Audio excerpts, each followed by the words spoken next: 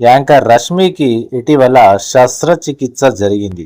దీంతో అసలు తనకు ఏం జరిగింది, ప్రస్తుతం తన ఆరోగ్య పరిస్థితిని తెలియజేస్తూ సోషల్ మీడియా వేదికగా ఆమె పోస్టు చేశారు. ఇలాంటి క్లిష్ట సమయంలో తనకు మద్దతుగా నిలిచిన వైద్యులు, కుటుంబ సభ్యులకు ఆమె ధన్యవాదాలు చెప్పారు.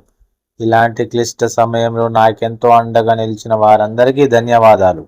సుమారు 5 రోజుల్లోనే నా శరీరంలో హెమోగ్లోబిన్ శాతం 9కి పడిపోయింది. జనవరి నుంచి నాకు ఏం జరుగుతుందో అర్థం కాలేదు. తీవ్రమైన భుజం నొప్పి, అకాల రక్తస్రావంతో ఇబ్బంది పడ్డాను.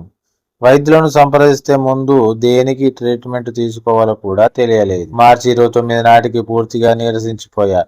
వర్క్ పరమైన కమిట్మెంట్స్ అన్నీ పూర్తి చేసుకొని ఆసుపత్రిలో చేరా.